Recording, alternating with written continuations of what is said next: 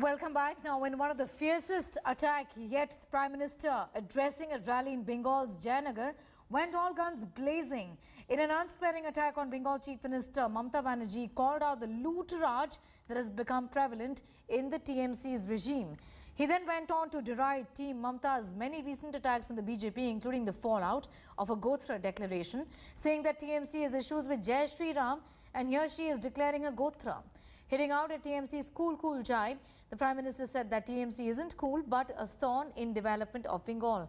He's also vowed that once the BJP comes to power, they will in fact implement central schemes that are benefiting many in the country, barring Bengal. It's what the Prime Minister said. दीदी, तृणमूल कुल नहीं, बंगाल के लोगों के लिए शूल है, शूल। बंगाल को असहनीय पीड़ा देने वाला शूल है तृणमूल। बंगाल को रक्त रंजित करने वाला शूल है तृणमूल। बंगाल के साथ अन्याय करने वाला शूल है तृणमूल। दीदी, ओ दीदी, आपका व्यवहार, आपके शब्द, आपकी बौखलाहट बंगाल के लोगों में चर्चा का विषय बने हुए हैं। 10 साल मुख्यमंत्री रहते अगर बंगाल की सेवा की होती तो दीदी ये करना पड़ता क्या? क्या 3 दिन एक ही क्षेत्र में गुजारने के लिए मजबूर होना पड़ता क्या? कि अब दीदी को तिलक से दिक्कत है, अब दीदी को भगवा वस्त्र से दिक्कत है, और तो और अब दीदी के लोग चोटी रखने वालों को राक्षस कहने लगे हैं। दीदी, आप ये भूल रही हैं कि आपने सीएम के नाते संविधान की शपथ ली हुई है। भारत का संविधान आपको इसकी इजाजत नहीं देता कि आप दूसरे राज्यों के लोगों का इस तरह अपमान करें। मैं फिर कहूंगा, आपको मेरी जितनी बेइज्जती करनी हो उतनी बेइज्जती करिए। स्क्रू ढीला हो गया जैसी बातें, एक से एक भद्दी गालियां आपने मुझे दी है, लेकिन दीदी मेरा आग्रह आपसे यही है कि देश का संविधान का अपमान मत करिए।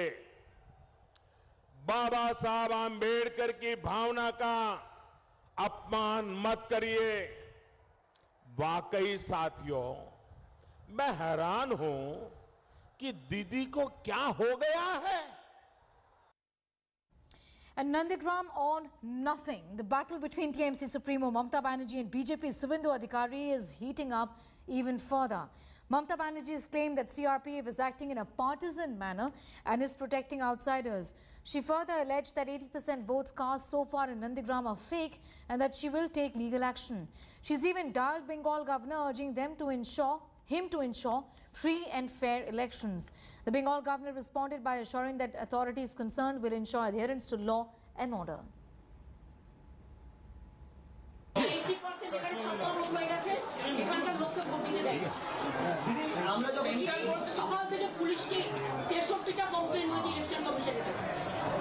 a single one action is been taken. But আমরা ভোটে যাব, আমরা লিগালিও অ্যাকশন নিচ্ছি। আর এইগুলো যারা আছে তারা দেখো সব একটাও বাংলাতে কথা বলছে না। They are not local people, outsiders. হিন্দিতে কথা বলা লোক দিদি বাইরে। হিন্দিতে কথা বলা। Outsiders. They came from near you, outsiders. Good. And they have been protected by the central force. Colleague Indrajit Kundu was on ground zero. Here's what transpired. जो तृणमूल के समर्थक है वो कह रहे हैं कि उनके एजेंट को मारा गया। आप देख सकते हैं, ये देखिए रैपिड एक्शन फोर्स आ चुकी है ममता बनर्जी गांव में घुस गई हैं और ये बोयाल है। इस बोयाल इलाके में तृणमूल के जो समर्थक है उनका ये कहना है कि बीजेपी वाले आके यहाँ पे छप्पा मार रहे थे और उन्हें वोट नहीं दिया गया। लोगों का यहाँ पे कहना है कि यहाँ पे 7 नंबर बूथ है बोयाल में, वहां पे तृणमूल के जो एजेंट है उसको कल रात्रि वाला बार को दिए थे, कल रात को इसको डरा धमका के निकाल दिया गया है और आज सुबह से तृणमूल कांग्रेस का कोई एजेंट यहाँ पे घुस नहीं पाया है। And there is high drama in Nandigram on polling day. BJP leader Suvendu Adhikari's convoy was attacked in Kamalapur area of Nandigram. Stones were pelted at his convoy. Fortunately, Suvendu managed to escape unhurt. A media vehicle following the BJP leader's car reportedly sustained some damage. Suvendu claimed the miscreants were from one particular community. He also launched a scathing attack on West Bengal Chief Minister, who is engaged in a direct fight with him in Nandigram, saying that there is jungle Raj in the state. Suvendu Adhikari exercised his franchise early in the morning. 22 companies of central forces and as many as quick response teams have been deployed in Nandigram. More than 75% of sensitive polling stations have been equipped with CCTV cameras. TMC desperate attitude होकर लेकर ये सब काम कर रहा है और खासकर एक समुदाय के लोग उसको भड़का के देखिए पूरा एरिया में नहीं हो रहा है। कुछ पॉकेट है जो जीपी में पवन भाई का ऊपर अटैक हुआ, इंडिया टीवी का ऊपर अटैक हुआ, वो जीपी में 12 बूथ है, उसमें 2 बूथ इस कम्युनिटी का कुछ प्रेजेंस है इसलिए हो रहा है। बाकी 10 बूथ में जय श्री राम, हरे कृष्णा, माँ काली, माँ दुर्गा का डिवोटी है, वो लोग तो शांत है। Violence in the second phase of polling in Bengal and BJP election agent Tanmay Ghosh's car was vandalized in the Keshpur area of West Mednipur by workers of the TMC. A woman BJP worker was also beaten up by alleged TMC workers, leading to a hospitalization. A verbal face-off erupted in Debra between TMC supporters and BJP candidate Bharati Ghosh's team. While Ghosh alleged that TMC goons were capturing the booths, TMC workers accused Bharati of bringing people from outside to create ruckus. Bharati Ghosh also alleged that TMC mobs are creating fear in Bengal. TMC hit back by saying that Bharati Ghosh is giving cash to voters outside polling booths. Actor turned TMC Neta, in fact the nominee from Bankura there, Sayantika Banerjee, claimed that Bharati Ghosh is openly violating the poll code. क्या security? फिर तो जमायत है, फिर तो देखिए जमायत हो रहा है। क्या सिक्योरिटी? कुछ सिक्योरिटी नहीं है वेस्ट बंगाल में। तो सीआरपीएफ अपना काम नहीं कर रही क्या? सीआरपीएफ पोलिंग बूथ का अंदर में उनको जो ड्यूटी दिया गया है वो कर रहा है, लेकिन हमने इलेक्शन कमीशन को पहला दिन से बोला कि देयर इज अ फियर साइकोसिस being created by the goons. 2 घंटे से हमारे वोटर्स वोट नहीं कर पाए। यहाँ पे ईवीएम मशीन, दोनों ईवीएम मशीन नहीं चल, they were not working, the EVM machines were not working here and 7 बजे से वोटिंग चालू हुई है।